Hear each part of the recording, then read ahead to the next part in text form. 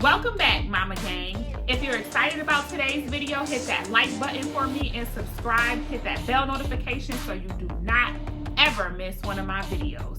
So, enough about the formalities. Let's jump right into it. Today we're talking about goal setting, tips, as well as my 2022 goals, okay? Each year, at the end of the year, I always set some goals for the next year. But because I was pregnant, I didn't want my goals to be too crazy, too intricate, and just too over the top, which they normally are, because I knew that my life was going to change tremendously and I did not want to put too much on myself. But before we get into my goals, I want to help you with your goals, all right? So when it comes to goals, so many areas. I was just even kind of Googling some, like, you know, what are the typical areas? I know the areas I like to set my goals in, but what's out there for people when they look up goal setting? So what I ended up finding and liking was setting the goals in a few areas, okay? So spiritual goals, career or business goals, or both, family goals. I'm gonna tie that with family and friends because my friends mean a lot to me and I love to add them to my goals as well. Financial goals, intellectual goals, physical, I'm gonna say physical and health, like food and, you know, health and wellness. So physical, health, wellness, social goals. All right. So I know there's so many goals that are out there, like they should be SMART goals, okay, specific, measurable, attainable, SMA, relatable, and timely, okay? But to me, that's too many options. I like things to be clear cut and simple. I used to do SMART goals and then I would end up not accomplishing anything. So what I did was I like the SMART goal idea, but I just made it a little bit more simple for myself. So my goals need to be specific, action focused, and timely. Simple. Done. Okay? So SAT. Specific, action focused, and timely. So basically, you want to create a specific goal. So you shouldn't be like, I want to go to the gym. How many times a week do you want to go to the gym? All right? What is your action plan? So let's say you want to go to the gym. Okay, you want to go to the gym, let's say specifically 3 times a week for 30 minutes. Perfect. What's your action steps? Your action steps will be to prepare the night before. Get all of your items together. Whatever you need to make it to the gym the next day, that's an action step. You're taking action towards your goal. The second step is maybe filling your water bottle up at night. Put it in the refrigerator. So you don't have to do so many steps in the morning, okay? And that's what it's really about, just trying to ease how many steps you have to do to get to your goal. And then timely would be, do you want to go to the gym for the next 6 months? Do you want to go for the next 3 weeks? Okay, do you want to create a habit and just start very small? That's what that means. That's why I like the SAT method, okay? So specific, action focused, and timely. Again, if you do your SMART goals or however you do them, that's wonderful. But SMART goals was just too complicated for me, and I'm a simple person now, and I don't need that much complexity in my life. All right, so make sure you write your goals down on paper. Okay, you can have them electronically as well. I like to use this app called Goals on Track. There's so many different apps out there, and I really haven't dived into a bunch of them. You do like Goals on Track. I've seen the different ones over the years, but Goals on Track is my favorite one so far. You can add pictures to it. You can add different action steps. You can add goals. Like, you can add so many things to that app. And it's about roughly maybe $60 a year or something like that. You can access it on a computer or on your phone. So it's a great tool. So I suggest writing down your goals, okay? Specific action steps towards them and the time frame you want to accomplish, okay? Write them down in a goal notebook. Look at them daily. They say millionaires look at their goals once a day and billionaires look at their goals twice a day, okay? I look at my goals all the time. And that's because I want to keep them in the center of my mind, and I want to keep them focused on what I want to do and where I'm actually It's really important to look at your goals every single day when you wake up in the morning and before you go to bed, just so you know you have an action plan for the next day, and you're just not, it will help you to stay focused. You may not get lost so much in Netflix and chilling or binging, or, you know, because you know you have things that you need to accomplish. So make sure you write your goals down, look at them. Prior proper planning prevents poor performance, and that's by Brian Tracy. Okay, and Zig Ziglar says a goal without a plan is merely a wish. And those are two people that I absolutely love to follow, and they are wonderful resources as far as goal setting. So make sure you identify your goals in those areas that we talked about. Again, spiritual, career, family, friends, financial, intellectual, physical, health and wellness, and social. All right, you can also have goals in other areas too, but that is like the simplest, clear-cut areas you should have goals in. And you can have multiple goals in one area, but this year, like I said, I've only done one goal, one area, so I can keep it real simple for myself. All right, so let's jump into my goals, just so I can share them. So my spiritual goals is to meditate daily using the Calm app. I love that app.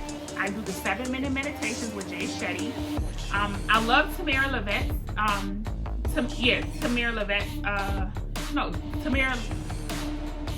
oh my God, I can't remember her name, but it's Tamara, I know that. And I love her goals. I love her meditations as well. Hers are about 10 minutes long. Jay Shetty's are 7. I really love Jay Shetty because I read a book of his called Think Like a Monk.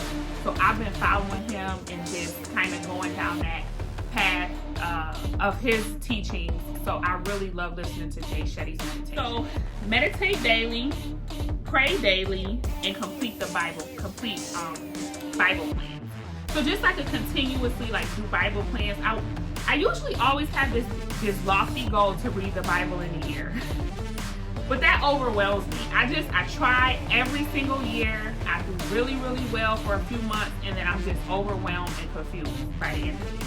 So I said this year, we'll just do some Bible plans, like plan after plan after plan. They're simple, they're easy, and it keeps me focused in on the Word, but it's not so much a whole, taking on the whole Bible in a year. I don't know if I'll ever read the Bible in a year.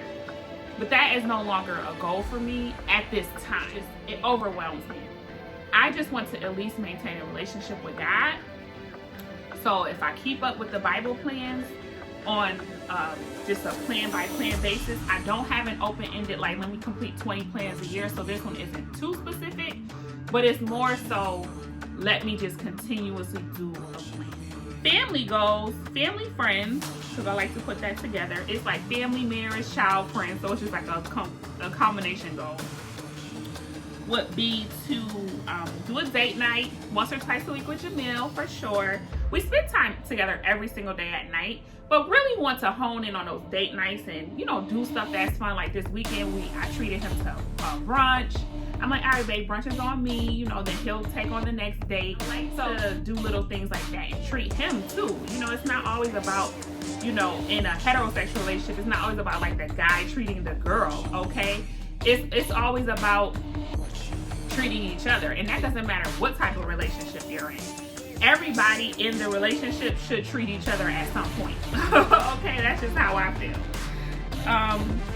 So my goal for my child is to just have grace for motherhood and learn that. I have a goal with breastfeeding. That's to get through the first 3 days. That's a simple, I really am taking it very slow when it comes to motherhood. I just want to be a really good mom and just learn motherhood. That's it. It's a simple goal this year, and it's to maintain my sanity.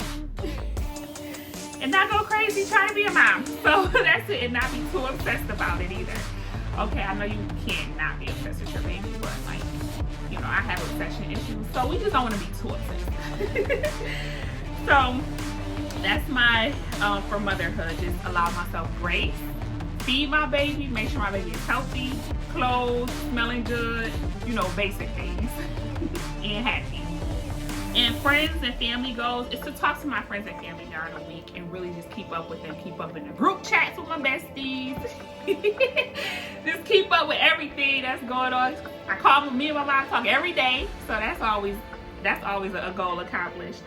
You know, just making sure I'm keeping up with my friends, seeing my friends on a regular basis, chit-chatting with them even if I can't see them.